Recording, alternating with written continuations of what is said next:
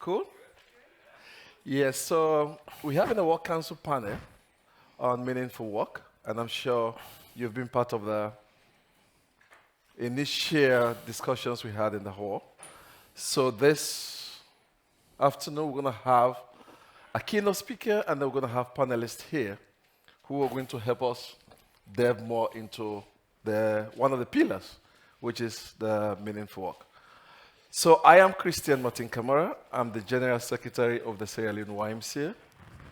I am a development practitioner, and I do quite a lot of work with young people, more around enterprise and entrepreneurship, but also around skills development as well. So we transform these young people to become much more productive and useful citizens. And with me on this panel, I have two with me here, and then we're going to have two online. Our keynote speaker will actually be online. And so I'm going to introduce our panelists that we have here, and then we'll move over to those who are also online. So let me start with one of our keynote speakers that we're going to have. So I start with Graeme Hodge. Graeme is a passionate committed to seek for tomorrow by acting today. Until this world is as it was always meant to be. He is driven by faith and love of community. He is an activist for social justice and equality. He is the current CEO of YMCA International, and he leads a passionate and experienced team focused on alleviating poverty in some of the world's poorest communities through dynamic partnerships with local people and organizations. As a relief and development agency of the YMCA in England, Wales, Scotland, and Ireland, YMCA is focused on locally led initiatives with partnership approach that is committed to long-term, decolonized, and unrestricted capacity building support for national and local YMCAs around the globe. Graeme is a husband and a father of two daughters. He's an active member and leader in his local church, and as a family, he is deeply embedded in the community and its development. Graeme Hodge. Hi. Our second panelist we have here is Pedro, a long-time development practitioner. Pedro joined his hometown local YMCA as a volunteer when he was 19, and 7 years later, he served as a staff. Since then, he served in many various positions at the local and national levels until he became a National General Secretary in 2011. He holds a degree in economics, an MBA, and a postgraduate training in non-profit management. YMCA Spain is a great national organization with 26 centers in 10 different regions, with a strong impact on youth employment and social inclusion, involving important partners such as the European Union. Pedro has been in the Y for a very long time, and he's very passionate when it comes to youth issues and issues that has to do with meaningful work. Pedro Ferro. Thank you. The other panelist we have is actually going to be our keynote speaker. And he's Kelvin Frey. Kelvin is the Chief Executive Officer of Generation Unlimited. He's an entrepreneur and an executive.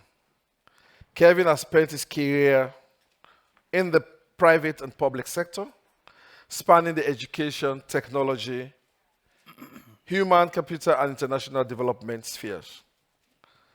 Prior to joining Generation Unlimited in 2021, Kelvin served as the CEO of Right to Play, an international development organization that works across Africa, the Middle East, and Asia to protect, educate, and empower children and youth. Before he joined Right to Play, Kelvin spent 15 years in the international and higher education sectors, most recently leading Canada's top-ranked MBA program at the University of Toronto as the managing director. Kevin, academic background includes a doctorate in business administration and also a master's in business administration from different universities. Kevin will be our keynote speaker, and he will be online. And our other speaker that we're going to have here tonight is going to be Lucy. Lucy is going to be online as well, and she's going to be another speaker. Lucy is a managing director from Corporate Citizenship, Accenture, and I'm sure Lucy is also going to share quite a lot of experience with us when it comes to meaningful work.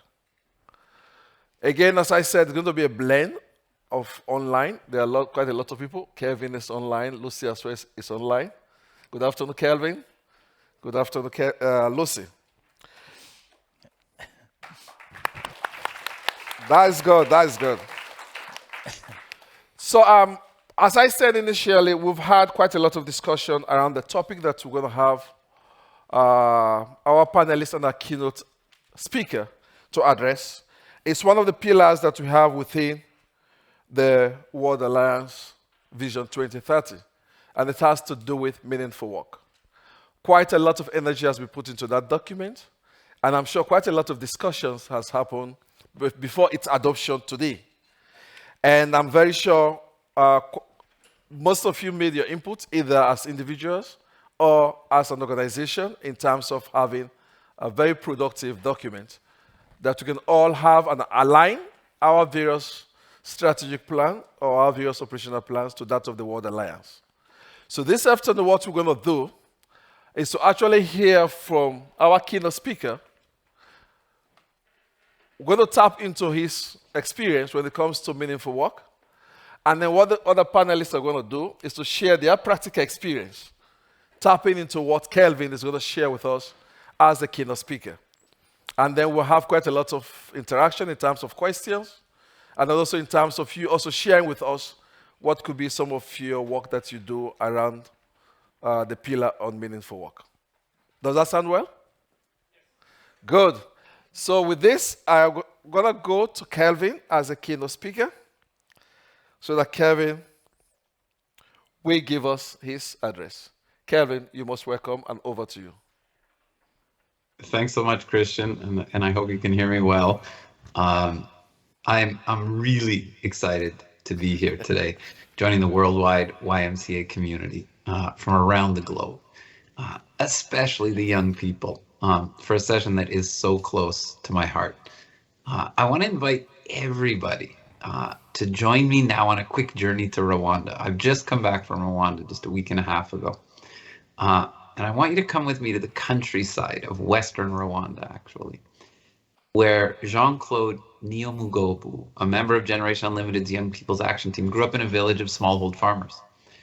As I'm sure many people know, agriculture is the largest economic sector in Rwanda, as it is in many countries in the world, employing almost 70% of Rwanda's population.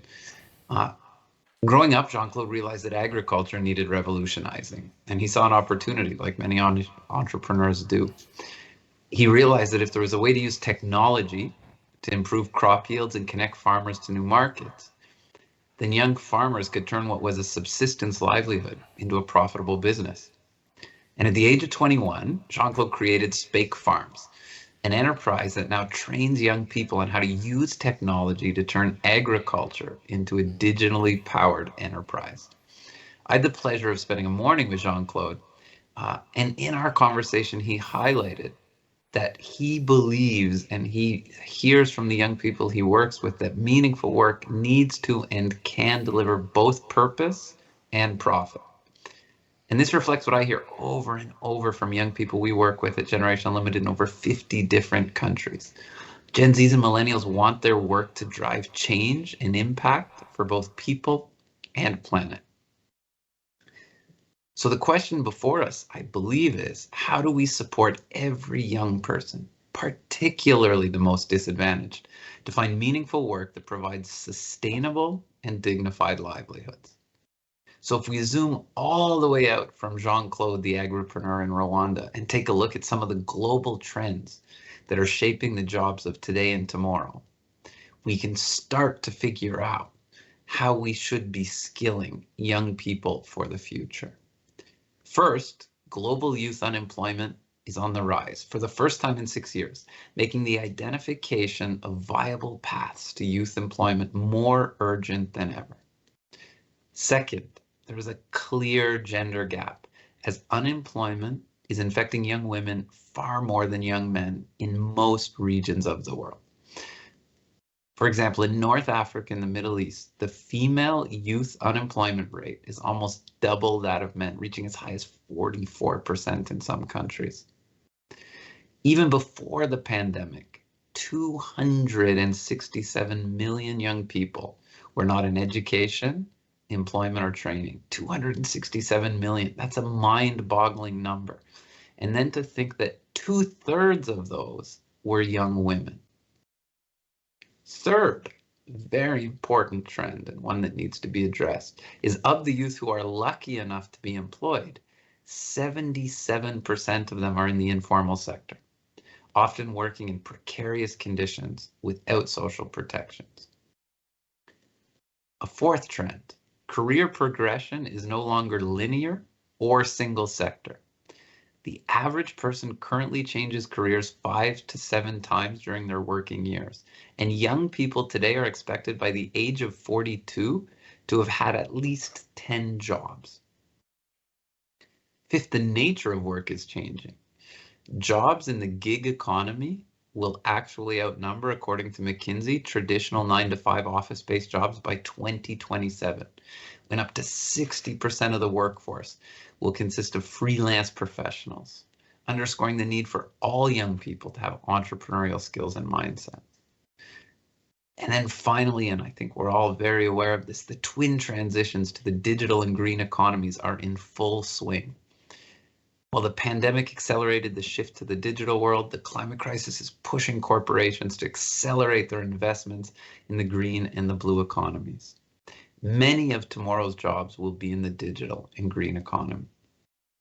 So considering all of these trends, it's not surprising that the International Labour Organization polled young people globally, and 40% of young people feel uncertain about the future, and 14% said they feel fearful.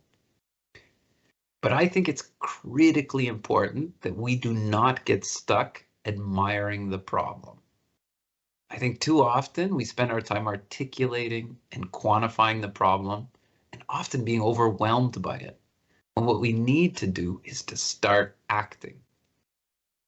Knowing what we do about the future of work, how can we collectively bend the arc of the future in favor of young people?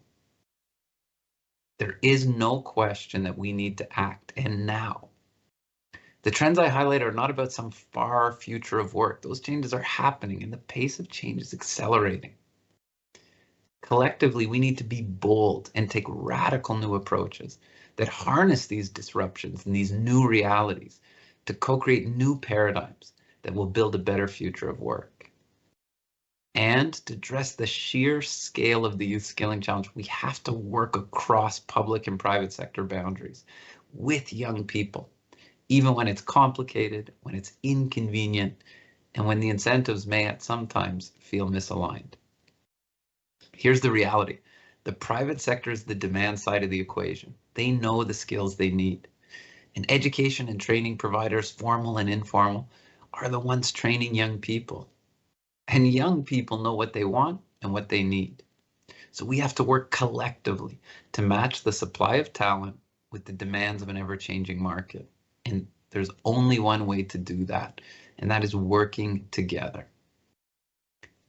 And it is so important that everything is done in deep partnership with young people who understand the challenges they face better than anyone and have the ambition and the creativity to create relevant and sustainable solutions for themselves, their communities, and their planet. It's only with young people as core partners and leaders that we can disrupt and transform the traditional and calcified systems that hold young people back from reaching their full potential.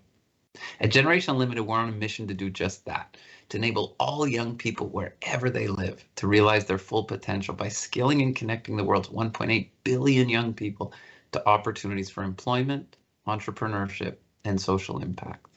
And how we do it at Generation Unlimited is we rally all different players from across the private sector, corporations, CEOs, Accenture, YMCA, some of our co-pilots are in the Generation Unlimited partnership, UN agencies, heads of state to join us in developing the kind of partnerships and consortiums we need with and for young people. At GenU, we believe that we have to take action and do business in entirely new ways, crowding in new stakeholders, and not just continuing to work with the usual suspects in the usual ways. I believe it was Albert Einstein who said the definition of insanity is doing the same thing over and over again and expecting different results.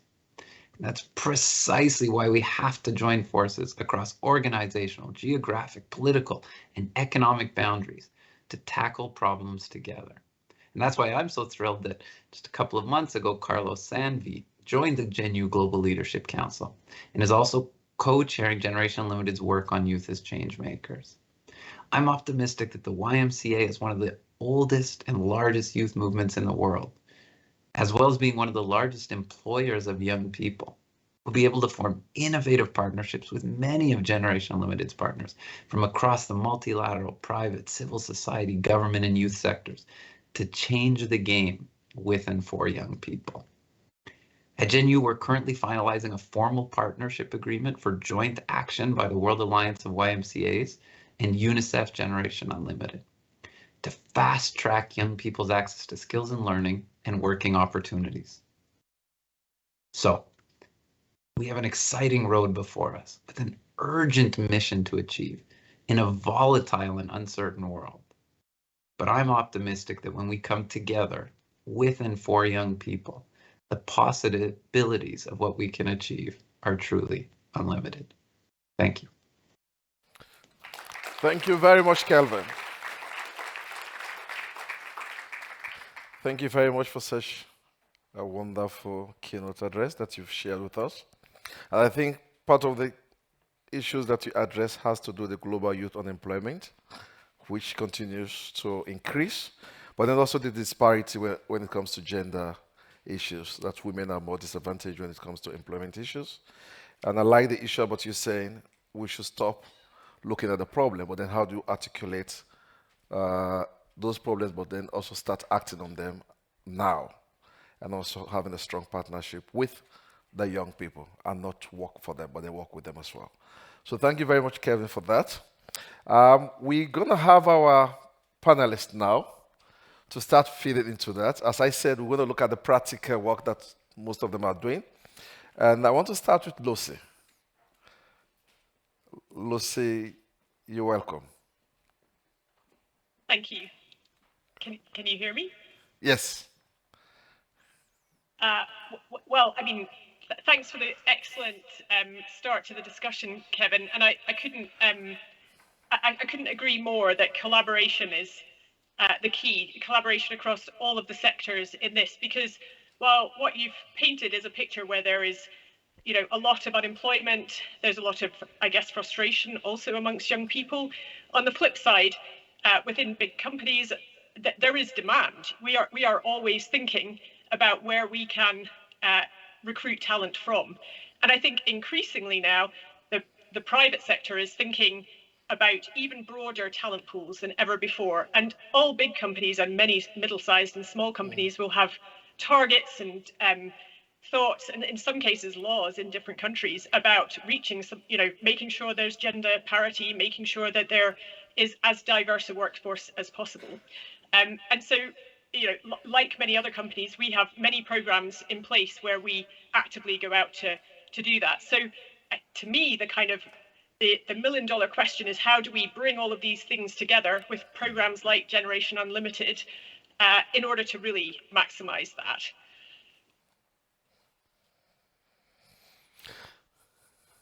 Okay.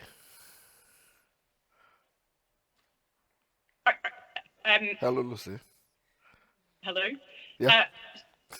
So I guess I'm just wanting to check whether you want my address at this point or whether you're looking for something specific. I think we're going to feed into what Kelvin just shared with us. Yeah. And then if you want to share your own experience in terms of what you do to what Kelvin just shared on meaningful work, I think that's what we're looking for. Okay. Yeah.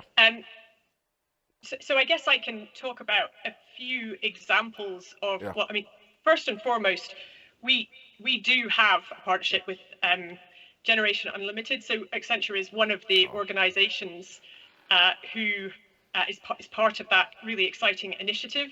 So this is, and it's an example of one of the things that we do in Accenture, which is looking at making investments in organizations in the community that are specifically focused on bringing talent pools through and equipping them with the skills that we think that they will need in order to be successful in our emerging, in our new economy. So Generation Unlimited is an excellent example of that. But I could call on a few other examples around the globe. So we have a similar kind of partnership, but in a specific country. So in India, we have some partnerships with the government, with some other organizations. So I think this is also key, is that all of our new thinking is around how we not just partner with a single NGO, but how we partner with an NGO and a lot of other companies so that we can sort of complete the cycle of, the way that we are, I guess, providing both the supply and the demand. So making sure that people are given the right skills, but also making sure that people at every level, I suppose, and every sort of capability can find a job or start a business that works for them.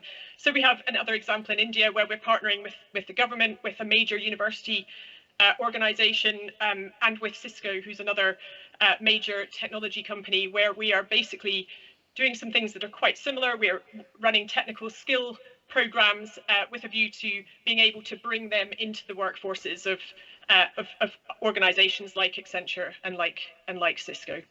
So they are, I guess, are a couple of examples in terms of the things that we are doing specifically.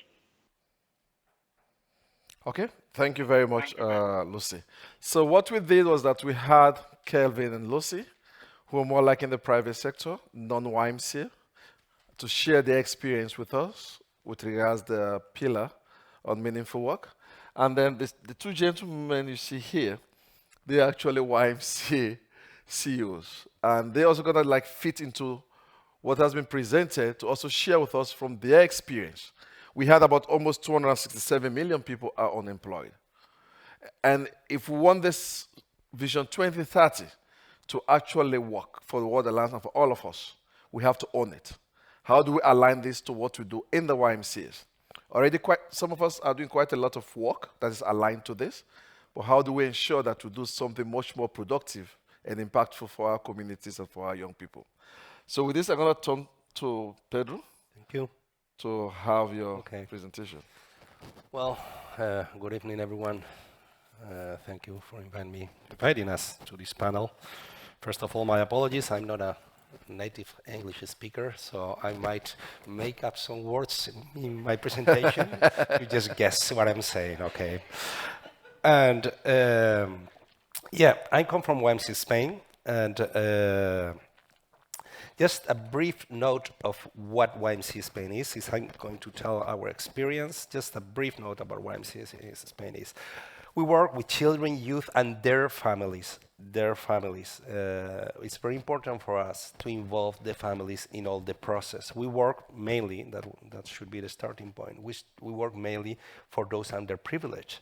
Families and kids and young people who are facing challenges, personal challenges, and most of them are in social exclusion.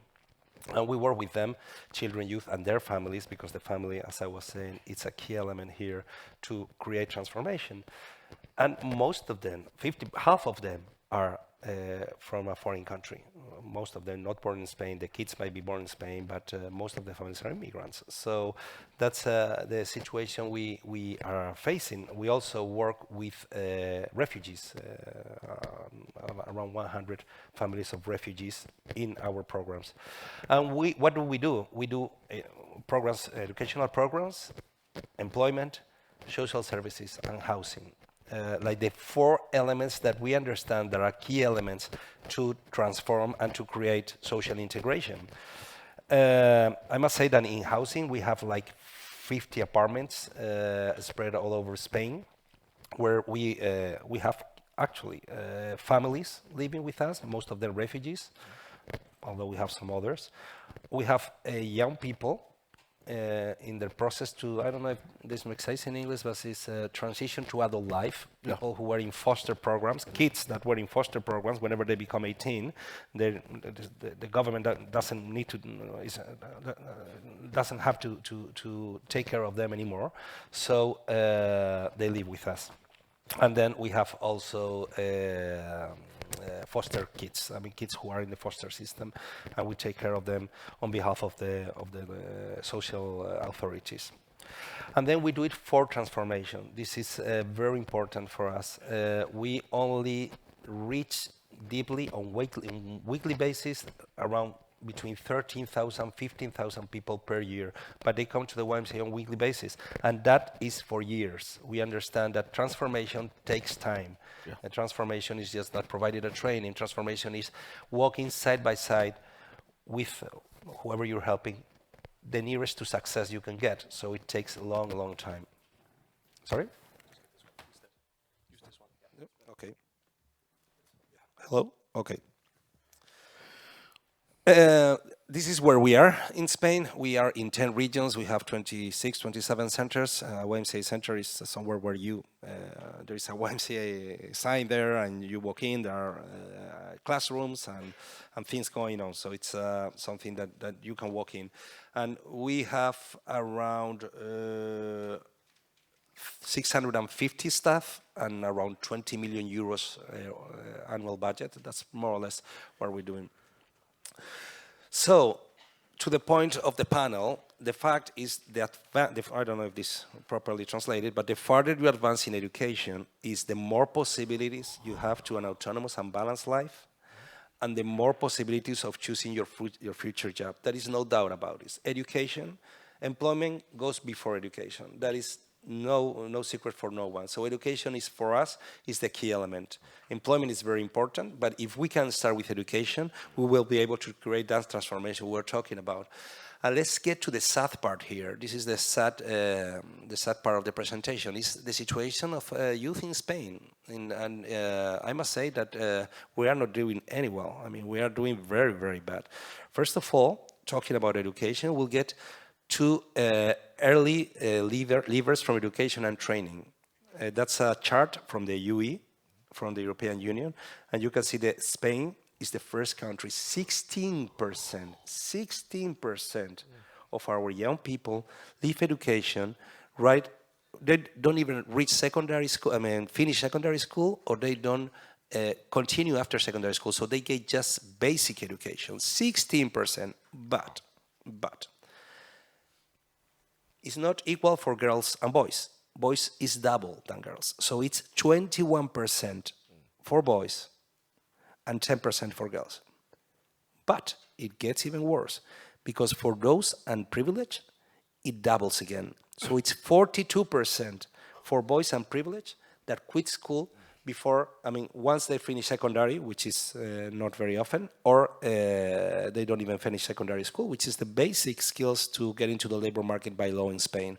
42%. So if you walk in one of our classrooms where we do after-school support, it's one of the things we do to support these kids, you can tell that 40% of them are not going to finish secondary education, which is a headache. What happens next? Sorry. That we have a terrible youth unemployment rate. We have like 27, says. We were like, right after the crisis in 2013-14, we were 50% of youth unemployment, 50%. Now we are in 27%, but we are second in European European Union. So everything is quite linked, because this is a graphic of what we call at risk. This is an index for European Union, and it's AROPE index. We call it AROPE index, which is at risk of poverty and social exclusion. At risk of poverty and exclusion. So we have that in the age from 16 to 29, we have almost 30% of our kids at risk of social exclusion, 30%, which is, I mean, this is something that shouldn't be happening, because we have the resources, actually. Key elements here. No, this relation between early leavers, unemployment, and poverty exists. I mean, and it's a cycle that we need to break. What do we do? Now we come to the point of YMCA is trying to do, YMCA Spain is trying to do. We try to make the system work for everyone. We try to make we don't want to invent the wheel again. The wheel is there, but the wheel doesn't work for everybody. The wheel only work for a certain number of people, and there is 40% of underprivileged boys' kids that are not moving forward in the educational system. How do we do it? Linking. We cannot afford all the resources that are needed to make the kid get further in education. I mean, we just need to use what we have. That's why we say that we want to make the system work for everyone. So linking is a key issue. We will see it in a second. And how long? We have to do it for years. I mean, this because these kids fail. These fail. I mean, even when you walk side by side with them, they fail. Let's talk about linking. This is our educational system in Spain. The educational system is very complex. It's not easy to understand even for me, but you can be quite sure that it's not easy to get out of the educational system. I mean, you always have a chance to move forward. You can be in the educational system. You can fail in secondary school, but you can still graduate from college, because we have this situation that you can walk inside this labyrinth here and get to the point. The problem here is that nobody is looking at what those kids are doing inside that. Nobody's looking. I mean, we have this orientation system at our schools, and our kids go to the orientation system. They say, okay, you want to be a mechanic? Okay, go to this school, but nobody checks if he goes to that school or not. They just move freely in the system, and that's why they need someone that helps them to move forward. And then the family, that's the second picture. The family is a key element. We need to put them in the vision that their kid can succeed, because some of them don't just understand the system, and they just they don't take care. They have also jobs that might not allow them to be at home when the kid comes back from school and so on. And thirdly, we need to work with the kid and be side by side with him or her for many years in every step, because it's a very fragile process, very fragile process. These kids can go up and down many times even in a year. So we need to be very insistent that they need to keep in the system, and that's an everyday job. So our key element here, we don't want to invent the wheel. We want the wheel to work for everyone, and that's linking. And that can be done by many YMCAs. We don't have to be a big YMCAs. You can work just maybe with 15 kids, with 20 kids, but we have to stay with them 4 years. It doesn't work if we stay for them just for 1 year, because probably next year they have problems. And after that, we also do, after second opportunity school, that's for kids that didn't reach secondary school. They come to the YMCA, and we help them to reach in a year program. We help them to reach secondary education, to reach the certification on secondary education. And then we do a lot of intermediation. We try to get them as quick as possible into the labor market. We have a huge program of intermediation with companies. We're working with about 5,000 companies now that hire the kids that we send. And finally, we need to spread the message. I mean, this linking issue is not something that we have seen. It's something that the system is not working. We need to bring that to the decision makers and put emphasis, put resources in making the system work for everyone. So that was pretty much all from our side. Linking is the key element for us. Linking is not that we have to linking and time, searching for transformation. And for those who are online, being in Zoom can be fun. Okay, thank you very much, Pedro. I'm sure you've had the YMCA experience from the YMCA of Spain with regards to the education program, which they're doing, which gives an opportunity to young people to gain employment as well, and also their collaboration with employing authorities as well, right?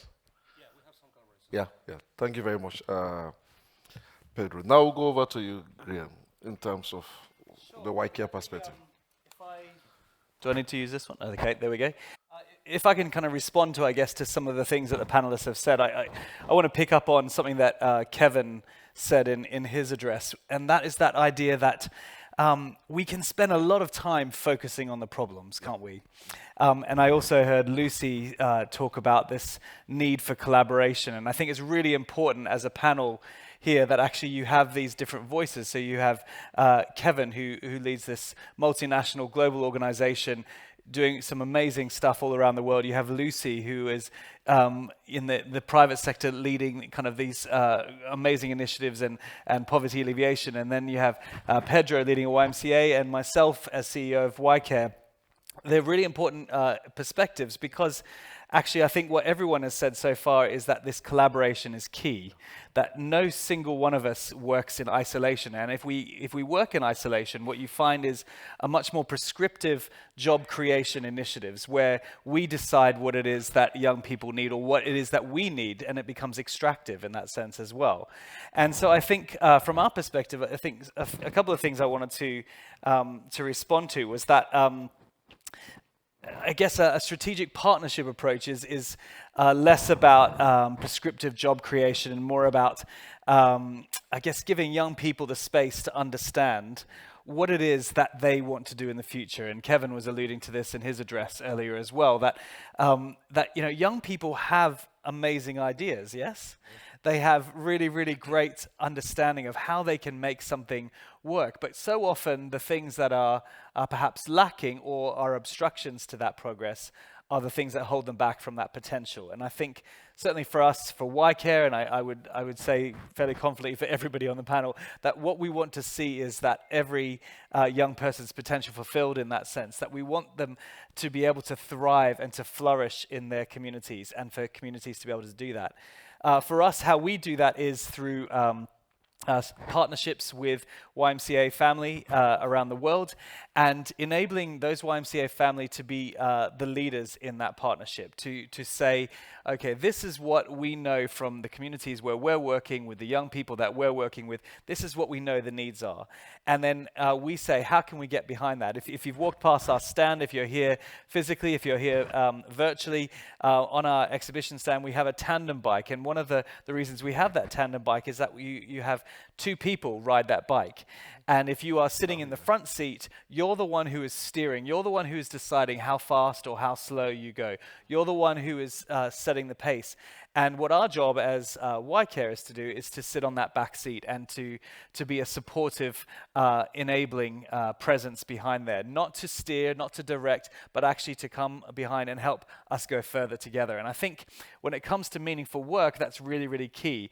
Another thing I think the panelists have said as well that I want to respond to is this idea that we need to have an assets-based approach to the work that we're doing, that we need to think carefully about what is it that is already there in community that with a little bit of support can be maximized. Because I think if we spend all of our time focusing on the problem, then as Kevin said, we can kind of get drawn into that rabbit hole where we are constantly kind of overwhelmed by these huge statistics. It's important to understand the context, but if we work from an assets-based approach, we also see that inherently within young people, their communities, within local YMCAs, that actually there are solutions there that can be enabled and enacted.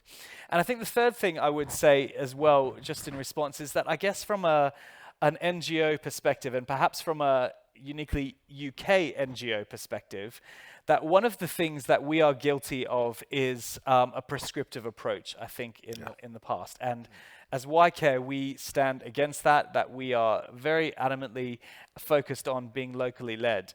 Why? Because actually, when you are in a situation where you are looking for situations to fund things, then the money drives the power, the money drives the conversation, the money drives the solutions as well. And so suddenly what you have is, again, this prescriptive approach to job creation. Rather than saying, okay, what is it that you see as the solution? How can we get behind that? How can we add extra power, resource, mobilization, capacity to what it is that you're doing and build it up from there? And I think it's time for certainly NGOs around the world and indeed our own YMCA family to not just see ourselves as the single solution, not to prescribe those solutions, but to link together, as you're saying, as collaborate together, as we're saying, and to think differently. I think we need to think about systems thinking and the complexity of that. If you use the analogy of baking a cake is sort of a linear, a simple system, as it were. All I need to do is to sort of find the recipe, buy the ingredients, make sure the oven is working, mix, bake, voila, you have the cake. However bad the cake I made, you're probably still going to eat it. But I think baking a cake is a prescriptive process. Whereas I think if we think about social and political and economic systems, they're not simple. These big picture statistics, they're not simple. And so they require more innovation. They require space for innovation. They require space for young people to innovate, not just to decide that actually we have a group of young women, for example, here who all need livelihoods, so we're going to teach them all to sew and that will be their livelihood going forward. We need to think more creatively and create the space for young people to voice those solutions and get behind that and add power to that. And so I think from our perspective, from YMCA, that's what we're trying to do. But I echo my fellow panelists in that, having that assets-based approach is so crucial. Seeing us as YMCA, however big we are, however big and great and diverse our family is, even we need to partner, which is great why, MOUs with Gen U, for example, or with Accenture as well. These are the kind of strategic partnerships because actually when we all play our roles, you see change happen. And that's when you start to see real mobilization. When you listen to the voices who have the solutions, when you collaborate and you take that assets-based approach, things really change. And that's my experience. And I think on the ground, just finally, I think seeing that in the work that we're doing, some of the work that we're doing around the world at the moment, Christian, Sierra Leone, we're working together. I'm not going to speak to that because you can speak better than me about what's happening in Sierra Leone. But, working and understanding what young people need around, things like digital innovation and those kind of tech jobs that are enabling young people. Even at a basic level, if local livelihoods are being developed, young people are great at engaging on things like social media and WhatsApp and actually can add that digital component to the marketing of that innovation. But how are we supporting that innovation and fostering that so it grows and develops even bigger? How are we helping to equip? You talked about education. I think that's another key focus as well. But yeah, I think we're working with the Africa Alliance of YMCAs on a number of initiatives, youth business opportunities. There's certainly others in Sierra Leone, in Liberia, for example, looking at a whole bunch of different agricultural initiatives that also couple with technology. Some stuff in Madagascar, Zimbabwe, Ethiopia. We're starting to look at what locally led solutions look like there and how young people can help lead the way on those things. So in a nutshell, I don't want to talk too much because we haven't yet heard any questions from anybody. We want to get to those questions. So thank you very much, Graeme. Kevin and Lucy, do you want to say anything with regards to what Pedro and Graeme have just shared with us?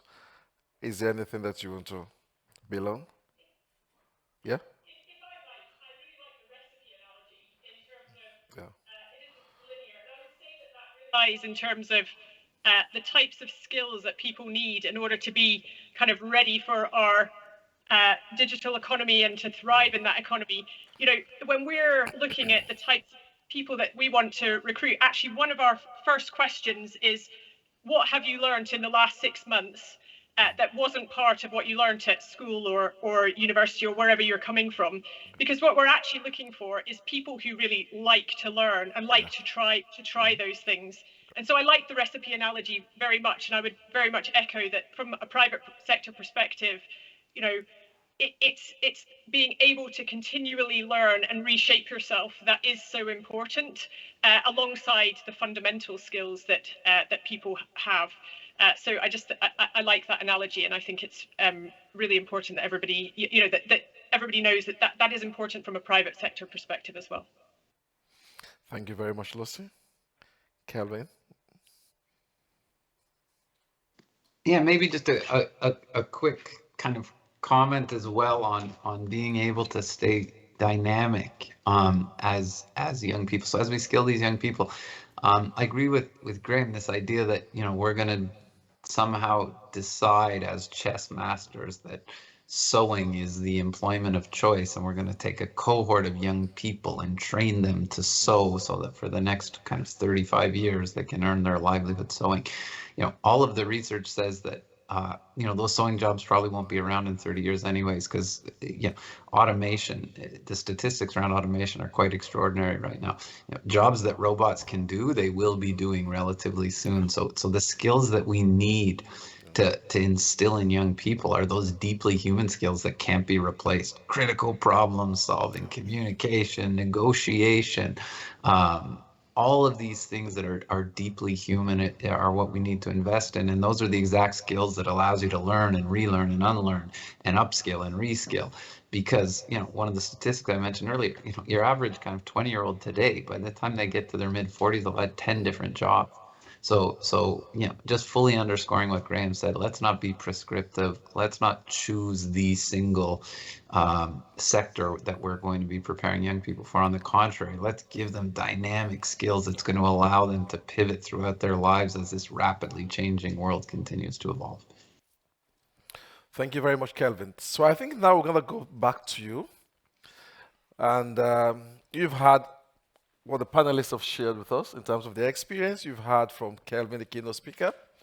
Now I want to have practical experience in this room and maybe those online as well in terms of what you're doing in the various YMCAs. But then how do you align that to what has been shared with us in this room? We're going to have someone who might be moving around with the mic.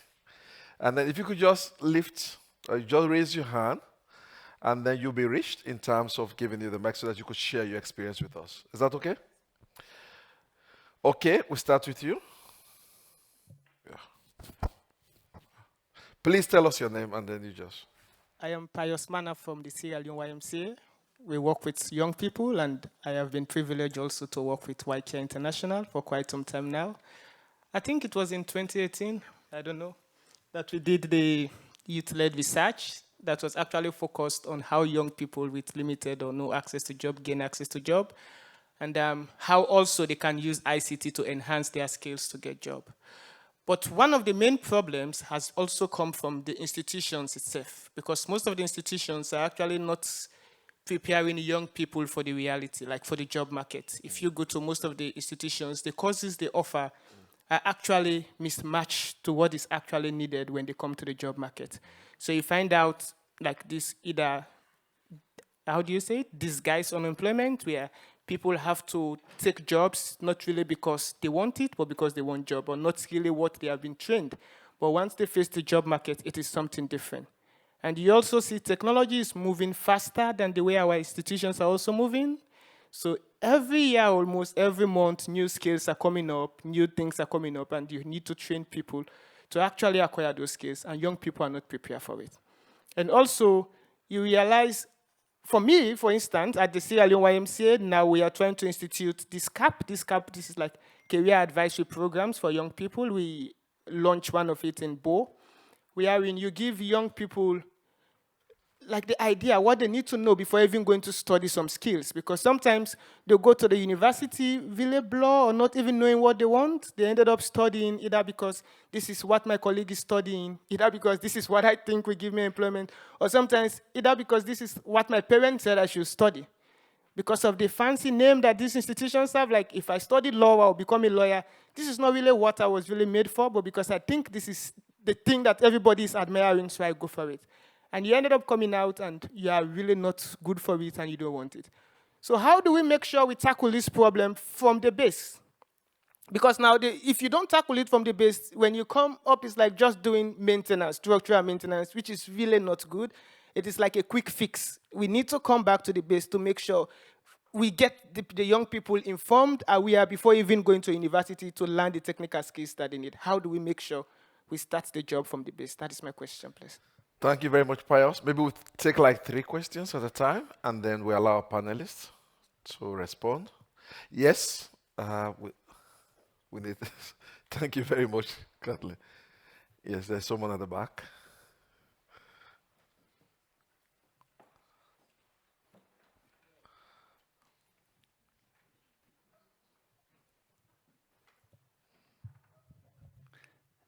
Hello, thank you for this panel, really interesting. My name is Eneco from YMCA Spain. I would like to know your opinion and your point of view about the other side of this story, the Great Resignation. So a lot of, especially young people, are quitting their jobs after the COVID because they were considering their priorities in life. So balance of working life and personal life. So I would also like to know your point of view, because we are talking about processing people to go to the job market, just learn skills. But what about those other areas? So the balance at work and so on. Thank you. Okay, let's have one more. Okay, my name is Michael McKeever from England and Wales YMCA. I've got 2 questions. I wonder if the panel would answer them. First of all, I think it was Jordan Peterson said, not all work can be meaningful. It's not the way the world works. I'd ask you if you'd have an opinion on that. And I think, Kevin, what was most shocking to me, you talked about the NEET figures, not in employment, education and training around the world, which are very, very bad. And everyone probably knows that the NEET children cost the state a lot of money through their lives because they're not productive. I wonder what advice you would give to the education systems to prepare our kids better for the new world they'll occupy from now on. Okay, so maybe we'll allow our panelists to respond, and then we'll take more questions. Kelvin, do you want to start with the last question for you? Yeah? Sure, and it's interesting because I just, as I mentioned, came back from Rwanda, where I was at the Commonwealth Head of States meeting and had conversations with a number of ministers on specifically your question. And one of the things I found kind of fascinating and that I learned is there's actually there's a gap in the system. So ministers of education actually in a couple of the countries where I work, because we were talking about the NEET figures, and some of the countries were up as high as 40% in secondary. Said that in fact, as a minister of education, those students are not within their remit because they're only focused on students who are in school and making sure they graduate and get their grades up. And so then there was a question and a discussion among a bunch of ministers, well, who is responsible for these students who are not in employment, education, or training? And it was entirely unclear which ministry had to kind of own that number. And it's not a good number. It's not a number most ministries want to tackle. It's extraordinarily difficult. So I think the other thing that came up, and again, this was an off-the-record conversation, is that governments aren't talking about those numbers either, because sometimes they can be kind of shameful in some of these countries, and they're certainly not going to help attract businesses if you talk about 40% of your youth population being not in employment, education, training. So the short answer is I think governments, number one, need to own up to those numbers. They know what the numbers are. They're not talking about them. 2, they need to actually give ownership to a ministry that's responsible for reducing those numbers. And then they need programs and investment to actually start to move these young people, whether it be through informal or alternative learning pathways, into training and jobs. But right now, many of those NEET young people are just not being discussed. They're literally left behind and forgotten about. And maybe just kind of one more comment on I think the Great Resignation, which is kind of an extraordinary phenomena that I don't think anybody saw coming. I've heard it being kind of renamed also the Great Reevaluation, where everybody's kind of reevaluated their life and their purpose and everything else. Yeah. I think in some ways the biggest response to the great resignation or reevaluation is one that's going to have to come from corporations, from the employer side, because they now have a workforce that's changing, and that cares about different things. And they're going to have to adopt if they want to win the war for talent. And Lucy knows this better than anyone, you know, and all these top corporations, at the very end of the day, what they need to kind of win in their sectors is the most talented people. And to attract talent now, purpose has to be front and center.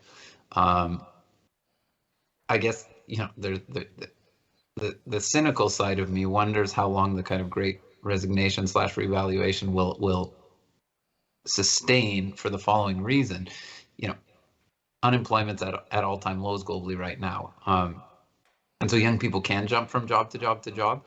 And as we see kind of interest rates go up and a potential recession on the horizon, as jobs get less easy to secure, will we see as much movement and resignation? So I'm interested to watch that trend, but I think there's a macro vector here that employers are going to have to start to change how jobs are constructed in order to address the purpose that young people and the sustainability that young people are looking for. Thank you very much, Kelvin. Lucy? Well, I mean, I guess I would sort of comment a little bit on whether all work can be meaningful and sort of tie that into the great resignation.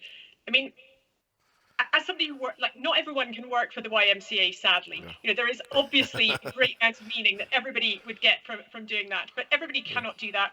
But as somebody who's worked in a corporation for like more than 20 years now, I feel like every job actually can be meaningful, and that's probably in two ways. So one is that if you actually track back any job, you know, even if you take some kind of financial services job, which, you know, gets lots of bad press, you know, the evil financial services, but in fact, without financial services, people can't run their homes. They can't have a mortgage. They can't buy any food because they don't, you know, the money doesn't exist. So if you really think about the underlying principles of what everybody is doing, there is meaning in every job, I would say.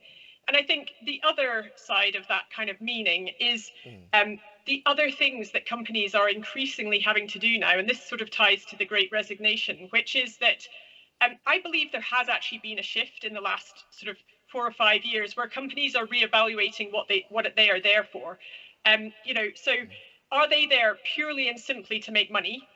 Well, I mean, there is an element of that because they have to be, you know, there has to be some kind of profitability. But I think companies now view that they have a bigger purpose in the world and that they are actually there to do some other things too.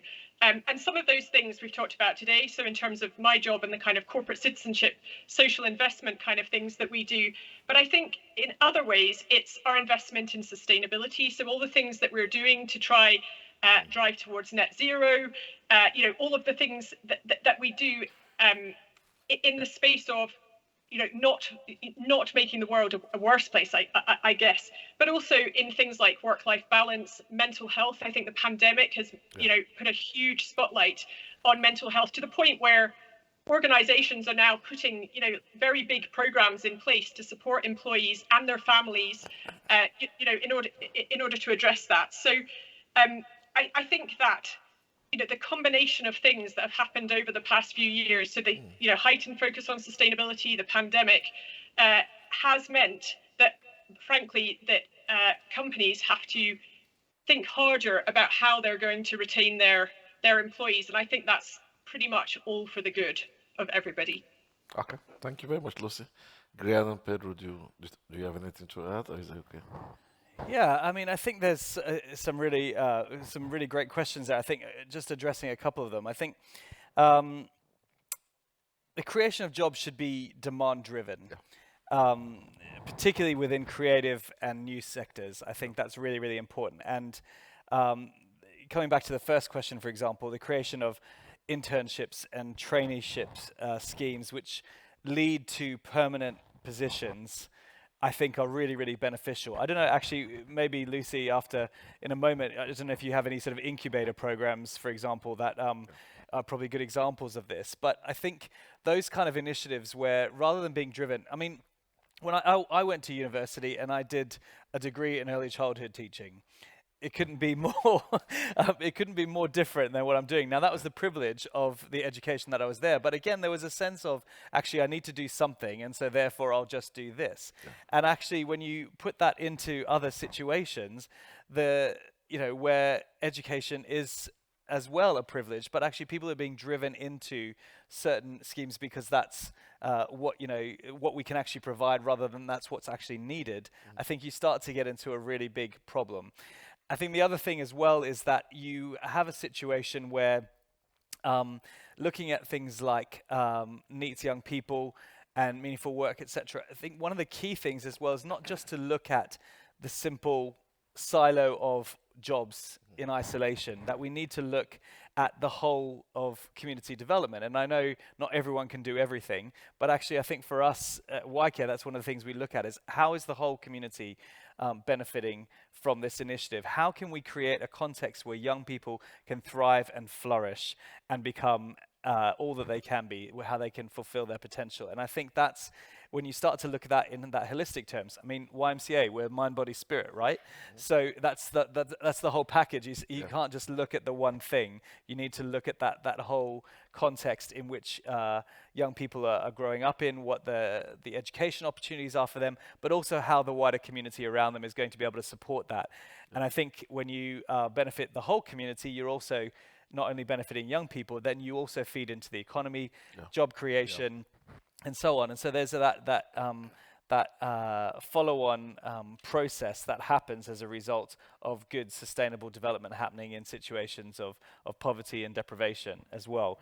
I think the other just thing to add as well is that there is, I think, a bit of a redefinition, and Kevin was alluding to this as well, I think, around looking at how jobs are being redefined, and I think this is something that Lucy spoke to too in response to the question at the back there around the Great Resignation. That let's take example of ICT development and digital economy. I think that's having an influence not only just on the way things work, but also on an impact on work and how work is carried out as well, and how people perceive the concept of work. If I give an example, we're in sort of some discussions at the moment, and I won't say the person's name because that would be inappropriate, but we're in some discussions at the moment with a YouTuber. Now, 20 years ago, that wasn't a job, but this individual has something like 96 million subscribers and has created something of an industry around themselves. Okay, whatever the reasons are for that industry, there is an industry around themselves, and now actually is forming and defining a new kind of philanthropy as well, which in itself is then going to have a knock-on impact on creating opportunities and better human rights, like things like access to clean water in communities around the world. So it's a very kind of weird situation where you have that, and I think when you look at an example like something like digital, for example, we're seeing how that is also redefining not just the way work and the impact of work, but actually the very concept of work. And so that, I think, finally just leads on to that point around, is work meaningful? It's a really interesting question. I really believe, and I completely agree with what Lucy said on this, that actually every job can have meaning. Yeah. But I think that's also, for me, I'm conscious of the fact that, you know, when somebody comes into my team, a little while ago we had somebody join as a data processor, and there was lots of people that could do the job of data processing, but we wanted actually somebody who wanted to see that there was a real meaning to the work that they were doing, that there was a part of the process, that when that input was being made, that actually that had an impact directly on the way we support partners and on the work that they're doing with communities. We wanted them to see that actually if that information didn't get in, it meant that we couldn't build effective relationships based on the data that we knew with our supporter base, and therefore the resource that was available, you know, that we could see the knock-on effect. But I think also I grew up in the Philippines, and I lived very close to a place called Smoky Mountain, which was called Smoky Mountain because it was a mountain of rubbish where people scavenged every day. That was their work. That was the only thing they could do to earn money. And I think when you look at it in that context, there's not meaning in that work because actually those people are being forced to do something out of deprivation, out of vulnerability, out of oppression and a system. And so it's not a straightforward answer, I don't think, for me in terms of is all work meaningful, because I wouldn't say that is meaningful work because that's injustice in action. Okay, there might be a very, very small reward, but that's, you know, although it's defined as work, that I wouldn't say that that's meaningful work. And so there's a two-pronged answer, I think, to that. But if I can ask Lucy, I'd love to hear about some of the, if you do have those kind of incubator type approaches where you're helping train young people and sort of almost filling the gaps where institutions as well, because I think that's a really important perspective from a corporate and employer. Sure, and yes, we do. We have a variety of different ones, usually in partnership with a variety with different organisations. But as a few examples, we have some internships. I mean, we have many internships across many different countries, but the programme I'm thinking is actually in the UK, where it's called Movement to Work, and it's signed up to by many, many different companies. The premise of it, though, is that you provide an internship, but only where there is the possibility of a job at the end of it. And so by making that sort of critical proviso, I guess, of the internship, you know, most people then go on to have jobs after that internship. So that's one very tangible example. The other thing that I would call out is apprenticeships. So again, we run apprenticeships in many different countries around the world, but I think the thing that's really changing is, and I guess, you know, Accenture is a professional services company, so we are talking about a thin sliver of the types of jobs that people could do. But our, you know, previously, and when I was recruited, you know, requirements were for a 4-year degree, really, for almost all the jobs that we recruited for. And now in the US, for example, less than 50% of our jobs actually stipulate a 4-year degree.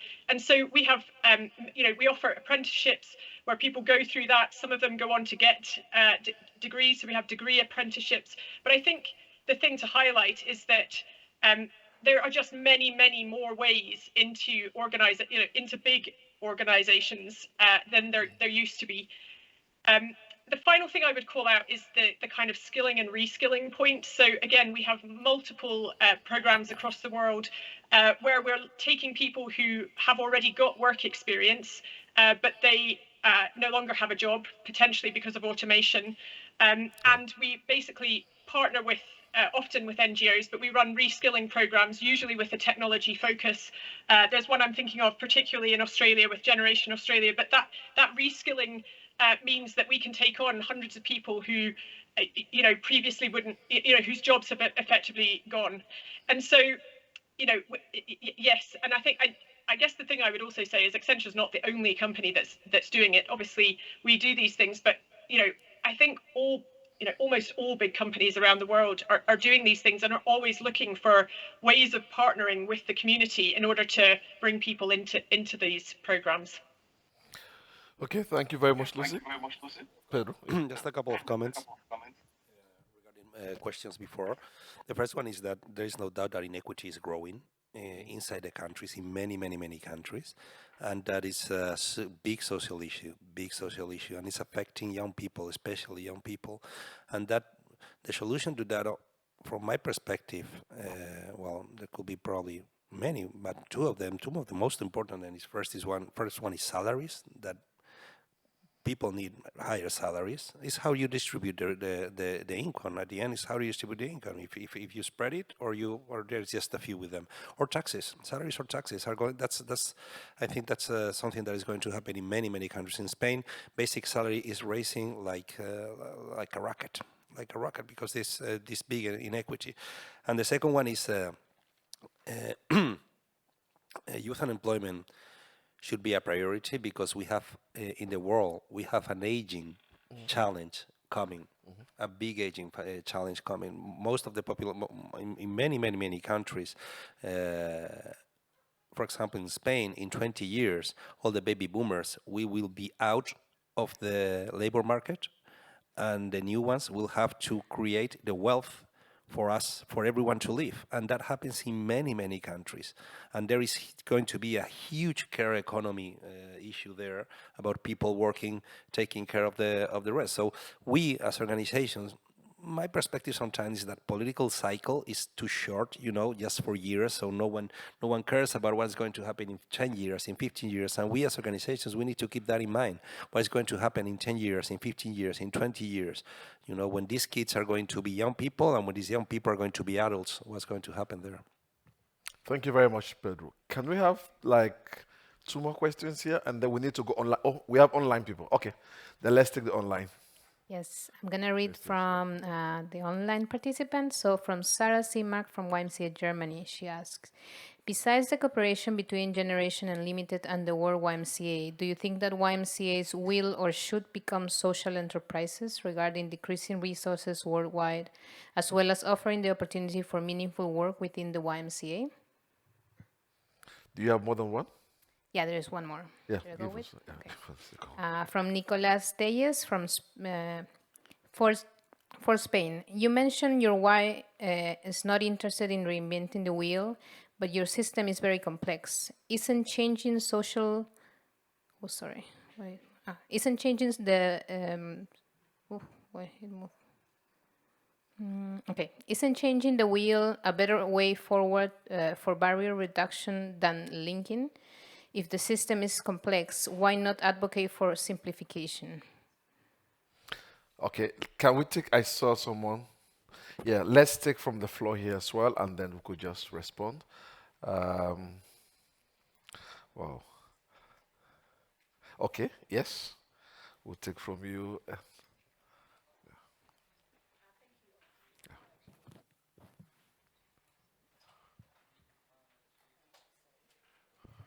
Thank you for a very thought-provoking presentation. My name's Prue. I was really interested in the impact of artificial intelligence in the future of work, because we know that AI is going to actually change the nature of the work, so there'll be less manual work available. And I was really reflecting on the commentary around young people not finishing secondary school. So if they're not actually prepared for lifelong learning, micro-credentialism and things like that, and we've got AI coming in, which will then change the nature of the work and what they're engaging in and the future work opportunities. What is going to happen to those young people who, for many reasons, are not finishing secondary school ready to have a course of lifelong learning to enable them to stay engaged with the workforce? Okay, let's take one from the back, yes. And then we'll allow our panelists to respond.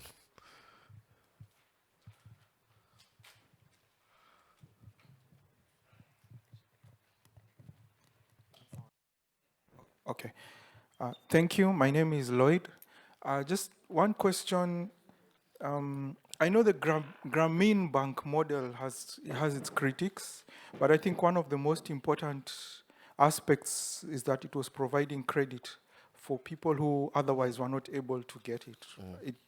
That it didn't succeed, or that's a moot point, I think. But my question is, how might we otherwise make credit accessible to especially the not in employment and education youth who are vulnerable, given that their risk is very high, their risk of repayment is very high, but the numbers are definitely going to increase. So that's going to be a pressure on the system. I don't know what you think. Thank you. Okay, thanks, everyone. I think let's have response to those questions, both online and the ones in the hall, and then if we have time, we could take more questions. If not, you have to direct your questions. We'll give you the contact of this panelist so that you can have more engagement. You understand, Pedro? Yeah. Yeah, very briefly. Regarding that question asking us about changing the system, I must say that the system changes itself every 8 years, because when we have new governments, they don't like what's going on, so they don't make big changes, but they make nice changes. So the system is alive, and we are not strong enough to make that. I mean, we work on that and on that advocacy and so on, but we are not strong enough. So we came to the point that let's make it work for these ones. I mean, and the system is good. Maybe I wasn't clear there. The system is good. I mean, if you want to reach college, and you insist, you will reach college. I mean, nobody will tell you, will put you out of the system. The problem is how a kid moves inside the system and who tells him about where to move there. And the second one about lifelong learning in the future, well, my point is that I know companies, IT companies, that are going straight looking for different competencies, skills, different skills in population, in kids, instead of getting them from college. They walk up to them and just train them themselves, because there is such a need of people for IT that they just want the skills and they do the training. And there are not hundreds of cases right now, but it's growing. I see it's growing, and there is there are these programs that we are kind of exploring of becoming IT experts without secondary school, just in certain areas of IT, just because you have the skills, the personal skills for it. Yeah. Okay. Yeah. I think actually probably the first couple of questions were more to Kevin, so if I can defer to Kevin on that one around Gen U and YMCA in the first instance. Yeah, Kevin. Yeah, sure. Thanks, Graeme. So certainly I was excited to hear the question about Generation Limited YMCA, and we're definitely going to pursue partnerships on a whole bunch of levels. I think embedded in that question was also something about, should YMCA become a social enterprise, if I recall the question specifically. And I will definitely leave it to the YMCA to answer that question about itself, because that seems to me to be a topic for an entire session, at least, if not a whole retreat. But an exciting question nonetheless. I think the easy way to get started is through partnerships like Generation Limited, where you can certainly reach out, because you guys are just so big, with amazing kind of geographical scale and scope. But then to be able to kind of use that scale and scope, but then bring in some of these unusual suspects, whether it be from the private sector, NGOs, multilaterals, and see what we can do together, I think we can do something far greater. And I'm excited for that exploration. And maybe a couple comments on the questions around AI, automation, micro-credentialing. So I think, yeah, these are fundamental shifts that are underway, and there's no stopping them. Jobs that can be automated will be automated, and are being automated. So we have to react. So I'm Canadian, so I'm going to tell it. I have to say something about hockey before the session's over. So the greatest hockey player of all time is this tiny little guy you'd never expect. It's a big physical sport, and it should be big, strong people who are the greatest players of all time. There's this tiny little guy called Wayne Gretzky who scored more goals, and he had way more assists than anyone in history. And so someone said, how can just such a little guy like you shouldn't be playing the sport? How did you become the greatest player of all time? And he said, and I always remember this line, you just put it so simply. He said, well, I don't skate to where the puck is or where it was. I skate to where the puck is going. The puck is, of course, like the ball. But there's something really rich in there that, in fact, we need to collectively skate or run or move to where the ball is going. And we know where it's going. We know what's being automated. So now we have to skill and reskill for the jobs of the future. The interesting thing about AI and algorithms is they're not doing the higher level thinking for us. They're going to kick out all sorts of data, but you're going to need humans to sit on top of it and analyze it and make decisions about what to do with it, and to work in teams to negotiate with different organizations. So we have to start to, and I really do think the future of work is deeply human, because I think that things that can be algorithmatized, if that's even a word, will be. At some point, the algorithms are going to start writing their own algorithms. They're not even going to need humans to do it. But there's a whole layer of things that I really don't believe that the computers, the algorithms, the artificial intelligence is ever going to do. And that's what we have to cultivate in young people. And I think micro-credentialing, when we've heard about corporations going straight to young people, is a really interesting phenomenon to watch. I think, I spent 15 years in higher ed. I think higher education should be very worried about this trend, because if corporations can disaggregate universities, if you don't have to go do a 4-year residential university degree and you can come out of high school, and if you're a clever kid in 4 months, do a bunch of online courses and get employed, university's value is going to become non-obvious very quickly. So, and we've seen music disrupted, we've seen news disrupt, we've seen technology disrupted. Somehow higher ed has avoided this. But I think, the direct corporation to students through online learning is a trend to keep an eye on. One last thing I do want to say, because I don't think we've spent enough time on this in this panel, is when we think about the future of work, it's not all about kind of formal employers. The future for young people today is going to be increasingly entrepreneurial. They're going to be their own employer. They're going to work in these gig economies where often, even at one given moment, they may have 4, 5, 8 different clients. And so, school systems need to adapt to this. They need young people to be financially literate, to have entrepreneurial mindsets, to understand what it means to run a business. So I do think, all the way back to grade school, we need to start to inject some of that entrepreneurial thinking and skill set. But I'll stop there. Thank you, Kelvin. Lucy? So I guess, so in terms of what Kevin just said about the sort of there being jobs, I mean, in every industrial revolution we've ever been through, there have been more jobs at the end of it. And so, I guess I am an optimist. And so I would say that I'm of the view that will be the case this time too. But we have to get very serious about the different skills that young people, and in fact everybody, need to have in order to be successful in those economies. And we've talked a bit about those, the growth mindset, so the ability to keep learning. I mean, there's lots of examples of where, the skills that people had in 2017, 40% of them are now obsolete, or something like that. So like, it is the case that we are going to have to keep learning. That is the new world. The digital skills are super important. The soft skills that Kevin already talked about are super important. But the other thing to call out is the sort of green jobs and the sustainability skills, because I think, increasingly we are going to see demand, but also the need for people to be fluent in those skills too. So I guess that's one part of it. In terms of answering some of the other questions, I mean, there was a question about Graeme and credit. I can't really talk about that, but it did make me think about some of the entrepreneurship programs that we have. And actually, interestingly, the things that we focus on, and I guess the thing that business can provide in some of these situations is, I mean, it could provide some of the sort of cash grants and that kind of thing, but more of what we do is around mentoring.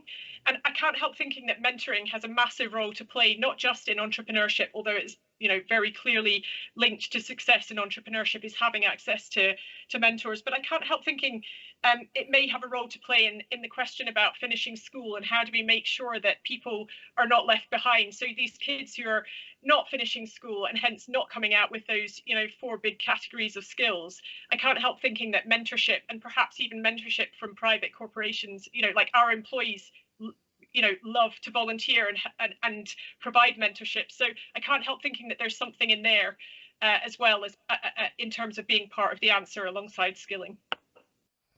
Thank you very much, Lucy. Time is not on our side. Does anyone have a very burning question or something that you want to share from your why? Maybe we just take. Yes, I take one from you. Yeah. Yes. I guess for all of the panelists, but I'll keep it brief. Kevin, you mentioned, the gig economy is fastly outpacing 9-to-5 jobs. And I think that presents very exciting opportunities. But at the same time, we've seen this larger gig economy corporations like Uber and, well, I'll stick with Uber, also stumbling on workers' rights. What is the responsibility of private corporations such as yours and others in relation to protecting workers' rights to make sure that younger people who are going to be engaging in this new labor force are not at a disadvantage? Because we're already seeing trends that we are generationally much less wealthy than our parents or our grandparents. So if this is the way, what is the private sector proposing in that sense? Do we have any online question? There's none. Okay, thanks. Okay, then over to you, Kelvin. So my personal opinion on this is that private sector is is necessarily kind of in a cutthroat competition. So they compete in a world that has rules. It's regulated by governments, and whatever those rules are, they push as far as they need to in these hotly competitive worlds to try to stay competitive and profitable. So why do I say that? I actually think when we're talking about the gig economy, there's a huge role for government regulation here. I don't think we can count on the private sector to regulate itself, because the market forces actually force them to, because if they don't take full advantage of the current regulatory environment, their competitor will, and they'll very quickly be out of business. So governments have to step in here. This is a new economic reality. It's substantial. The gig economy, governments need to make sure that workers are taken care of, because when they change the rules of the game, the government, they change it for every corporation that competes there, in which case they all compete in a new rules-based environment, fair competition and fair protections for workers. So to me, the answer here is actually government. And most kind of private sector folks don't like the kind of word regulation all the time, but I think that has to be the answer here. This is an entirely new way of working. We have to protect young workers, and that's the role of government. Thank you very much, Kelvin. With you, our panelists, can you give us your last word? Just 1 minute. Sure. I think, I think that point on the gig economy is really interesting. One of the themes of this event is recovery, resilience, and reimagination. And I think when you're thinking about work, all of those things are really relevant in recovery.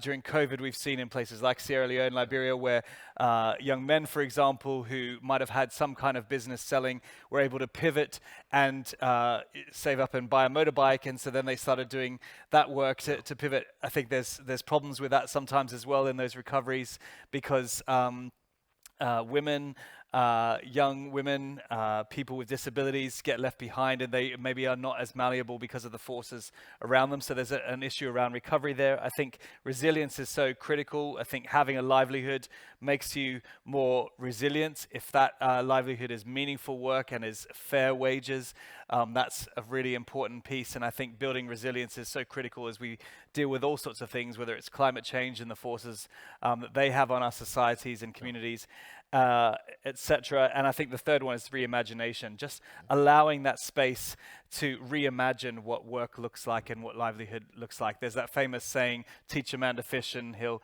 give a man a fish and he'll eat for a day, teach a man to fish, he'll work for a lifetime. I absolutely hate that saying. Why? Because, well, what if the guy doesn't want to fish? And what if he doesn't even like fish? There's so much more to it than that. And there's still a dependency, I think, as well, on where does he get the rod to fish and everything else. And so I think we need to reimagine that whole scenario of what work looks like, create space for innovation and entrepreneurialism, and allow things like the gig economy, allow things like digital, allow things like AIE work together with those and collaborate across the different sectors. And that's how we'll get stuff done, and that's how we see world change happen, in my opinion. Thank you, Graeme. Pedro? Just briefly, I won't put all the work on the government shoulder, but they are key here. They are key for regulations, as the panelists were saying, and there are a lot of resources in here, and a good part of them are wasted because they don't just work. I mean, in a country like Spain, with all the investments, it's not acceptable the rates we're having. Lucy? Well, I would just say, the ability to learn is everything, and we should all ask ourselves very regularly what we have learned in the last 6 months, as well as the people that we support, because that growth mindset is everything. I would say the rise of sustainability and related knowledge is going to be increasingly important, and we should all keep that in mind. And then finally, I would just reiterate what Kevin and I both said at the beginning, which was that collaboration is key. There are many companies like Accenture who are very keen to support young people into jobs, in part from a selfish point of view, but also in part because they genuinely think it's the right thing to do and part of their new role. So, I'd encourage you to reach out in support of the young people that you are serving. Thank you very much, Kelvin. You want to have a closing on that? Sure, great. Well, I'm going to underscore this point on partnership and collaboration. And I think, before I came to Generation Unlimited, I was CEO of an NGO, an international NGO, and I can tell you at least then when we typically would approach, because I know I was in the strategy rooms that many folks of you are in, we would go to the private sector and whatever we said, we were just actually looking for a check. To fund our work in our programs the way we like to do it. And I would just like to encourage everybody, because I've really learned over the last couple of years at Generation Limited that the private sector, in some ways, the check is the smallest thing they can do when you're talking about meaningful work for young people. There may be far bigger checks that can come from governments and foundations to really move to true deep partnership with corporations like Accenture, where we're doing, they've seconded staff to us. We've had, Unilever doing extraordinary. My entire marketing department is now from Unilever, Microsoft, Accenture, with staff, volunteering, mentoring, internships, content for skilling, technological platforms. Capgemini's coding up a whole platform for us.